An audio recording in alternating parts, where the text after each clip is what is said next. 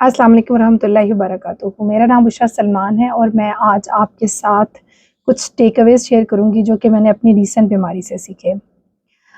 मेरी बीमारी क्या है और वो कैसे डायग्नोज़ हुई, इसके बारे में मैं अलग से वीडियो बनाना चाहूँगी ताकि मैं उस बीमारी के बारे में अवेयरनेस फैलाऊँ। फ़ॉर नाउ मैं सिर्फ़ इतना बताना चाहूँगी कि ये कोई 5-6 महीने की एपिसोड है कि मेरी कुछ ऐसी सिम्पटम्स थी कि मुझे हेडेक हो रही थी बहुत swear. I am chronic migraine सफ़रर but ये डिफरेंट तरह की हेडेक थी और मुझे कानों में आवाज़ें आती थी जिसे टिनेटस बोलते हैं और वो हार्ट के रिदम पे पल्सटाइल टिनेटस उसको बोलते हैं। And it was badly affecting my overall life and in general it was giving me so much pain and discomfort कि मैं अपनी रेगुलर लाइफ जो है वो सही तरह से कंटिन्यू नहीं कर पा रही थी। एनीवेज somehow इसका डायग्नोसिस हुआ and I came out of that disease by the process of stenting. Doctors को स्टेंट डालने पड़े मेरे हेड में क्योंकि मेरी एक पर्टिकुलर वेन में कंप्रेशन डायग्नोज हुआ था। उस कंप्रेशन का एक ही इलाज था स्टेंट डालना और ये जर्नी मैं आपको 6 महीने का जर्नी बिल्कुल समराइज़ करके बता रही हूँ। Like I said I will make another video on that ताकि मैं अवेयरनेस फैला सकूँ।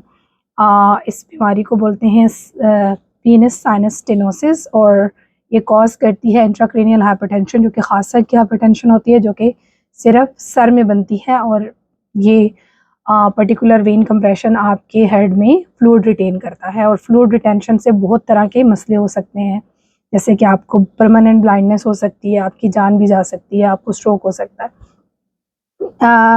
अल्लाह ताला ने मुझे एक तरह से नई ज़िंदगी दी अल्हम्दुलिल्लाह। मैं अल्लाह ताला का जितना भी शुक्र अदा करूँ कम है और वो जो डायग्नोसिस है वो पूरा इट्सेल्फ एक मिरेकल है मेरे लिए और उसमें मुझे अल्लाह ताला की बहुत ज़्यादा रहमत महसूस होती है। यकीनन ये दुआएं हैं मेरे माँ बाप की, मेरी फैमिली की और मेरे फ्रेंड्स की कि मैं आज दोबारा से रिकवरी फ़ेज़ में हूँ। स्टेंटिंग का प्रोसेस हो चुका हुआ है, प्रोसीजर हो चुका हुआ है और I am facing some challenges related to that because of low immunity and all, but I am recovering well. While recovering, I thought कि मुझे कुछ टेकअवेज़ हैं जो शेयर करने हैं आप सबके साथ जो कि मैं इस बीमारी के दौरान जिनको मैंने महसूस किया while I was on the bed, while I was recovering, while I was suffering, while I was on the bed rest.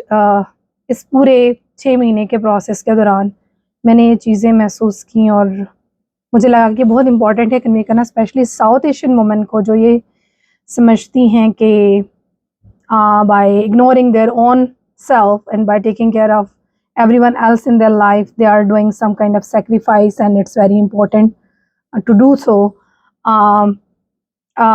There are other things as well which I want to communicate. So let's start. मैंने कुछ pointers बना रखे हैं। सबसे पहला जो मेरा take away था वो ये है कि your own self should be your first priority. You can not take care of हकूकुल इबाद और हकूकुल्लाह विदाउट बेस्ट ऑफ हेल्थ। अगर आप बेस्ट शेप में हैं ही नहीं, आप उठ खड़े हो ही नहीं पा रहे, आप अपने आप को ख्याल ना रख के उस स्टेज पे ले जाते हैं कि आप खड़े नहीं हो पा रहे, तो आप जिन लोगों के लिए अपना आप इग्नोर कर रहे थे, अपनी सेहत का ख्याल नहीं रख रहे थे, आप उन्हीं लोगों का ख्याल आप फर्दर नहीं कंटिन्यू कर पा रहे। आप हुकूकुल्लाह सही तरीके से अदा नहीं कर पा रहे। Like I was so sick that I was not able to do sajda properly at some point, right? I was not able to do namaz properly. और ये है कि जब आपको बीमारी की वजह से जिसे कहते हैं बेजारी हो रही होती है तो आप कोई भी काम ढंग से नहीं कर पाते। तो सबसे पहले you can not pour from an empty cup. सबसे पहले आपको अपना ख्याल रखना है, तभी आप हुकूकुल इबाद हुकूकुल्लाह का ख्याल रख सकेंगे। दूसरा पॉइंट ये है कि do not seek validation from anyone if you are feeling unwell physically और इमोशनली। हमारी औरतों के साथ क्या मसला होता है कि हम ویلیڈیشن سیکھ کرتے ہیں. ہم کسی اور سے اس چیز کا اپروول چاہتے ہیں کہ ہاں I need to go to doctor, yes you are not feeling good, you should go to doctor, اور let me take you to the doctor. I can understand not all the time you can go all by yourself, but if you can go, please go ahead. Slight symptoms آنے پہ بھی اپنے آپ کو check کروائیں. زیادہ زیادہ کیا ہوگا, نہیں نکلے گا کچھ. ہم پاکستانیوں کے ساتھ یہ بھی بڑا مسئلہ ہے کہ ڈاکٹر کے پاس جاتے ہیں, پھر جب کچھ نکلتا نہیں کہتے ہیں فائدہ ہی نہیں, کچھ نکلیا ہی نہیں. اتنا ٹیسٹ کروا کہتے ہیں این ٹیسٹ کرا رہے, کچھ نکلے ہی نہیں. آپ اگر افورڈ کر سکتے ہیں, اسپیشلی اوورسیز پیپل, آپ سے میں مخاطب ہوں, اوورسیز وومن جو ان کے پاس کوئی سپورٹ بھی نہیں ہوتی گھر میں, کوئی ہاؤس ہیلپ نہیں ہوتی, آپ اگر بیمار پڑ جائیں, بستر پہ پڑ جائیں گی تو آپ کا گھر الٹ جائے گا. پھر تو آپ کو اس کے لیے بھی پہلے سے اپنا خیال رکھنا ہے, لیکن سب سے پہلے اپنے لیے اپنا خیال رکھنا ہے. آپ اٹھیے, جائیے, سمٹمس کے ورس ہونے کا ویٹ مت کیجیے, خود سے اپوائنٹمنٹ بنائیے, ڈاکٹر کے پاس جائیے, ایکٹیولی سلوشن سیکھ کیجیے. کسی اور کے کہنے کا ویٹ نہیں کریں کہ وہ آپ کو کہیں کہ پلیز آپ ڈاکٹر کے پاس جائیں, کیونکہ you know your pain better. ٹھیک ہے, تو یہی بات آپ کے ایموشنل نیڈس پہ آتی ہے, ایموشنل پین پہ آتی ہے. And it comes to mental health check ups, you have to take action for your self. تیسرا جو میرا پوائنٹ تھا, seek support from your support system once you have acknowledged that you have issue or weakness or problem going on with you. It's completely human. Yes, so the thing is کہ ہم لوگ جو ہیں وہ ہمیں نا ایک مارٹر سنڈروم ہے ہم ساؤتھ ایشین وومن کو, کہ ہم بہت بہادر اور بریو بننے کی کوشش کرتی ہیں کہ ہاں میرے لیے تو کوئی مسئلہ ہی نہیں ہے, مطلب وہ بیماری, ہاں میں تو چلتی پھرتی رہتی ہوں, مجھے کچھ بھی ہو, ایٹ دا اینڈ جب تک کہ میں گروں نہ, میں چلتی رہتی ہوں. یہ کوئی قابل فخر بات نہیں ہے. آئی ایم سوری ٹو سے, آپ کو تو کچھ فیل ہو رہا ہے تو آپ کو ایک تو جانا ہے ڈاکٹر کے پاس امیڈیٹلی, اور دوسرا آپ نے ہیلپ سیکھ کرنی ہے. ٹھیک ہے, آپ کا جو سپورٹ سسٹم ہے آپ نے اس سے ہیلپ سیکھ کرنی ہے. Share with your friends. if you are not able to go to appointments, take their help. It's okay to take help. If they would need you, you would be there for them. And support system کو بتانا یہ ضروری, اپنا support system ہونا اور پھر انہیں بتانا کہ بٹ آپ کس چیز سے گزر رہے ہیں, یہ بہت امپورٹنٹ ہے چیزوں کے ورڈس ہونے سے پہلے. Utilize that support system. ہم سب کے پاس ایسے فرینڈس ہوتے ہیں جن کو ہم 2 AM اور 3 AM فرینڈس کہتے ہیں, جن کو ہم کبھی بھی آپ میسج کر سکتے ہیں. So utilise that support even for your mental and physical well being. اور چوتھا پوائنٹ میرا یہ تھا, you live only once and اللہ سبحانہ تعالیٰ has sent you on this earth for a reason. You need to find that reason and serve that reason for with the best of your capability. وہ آپ تبھی کر سکتے ہیں جب آپ ہیلدی طور پر ایک ایکٹیو انسان ہوں گے, فزیکلی, ایموشنلی, اسپرچولی. تو سوچئے کہ اللہ تعالیٰ نے جتنے بھی انسان بنائے ہیں ان کے نمبر پھر بھی لمیٹڈ ہے, right, and you are one of them. یہ بھی ہو سکتا تھا کہ آپ نہ ہوتے. اگر آپ ہیں تو آپ کا اس زمین میں آنے کا مقصد کیا ہے؟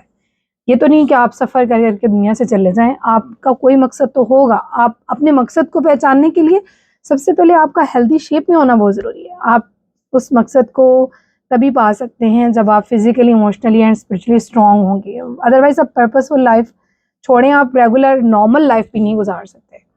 تو پرپزفل لائف کی طرف ہم تبھی جائیں گے جب ہم نارمل لائف کی طرف جائیں گے. تو اس کے لیے اپنا خیال رکھنا بہت ضروری ہے.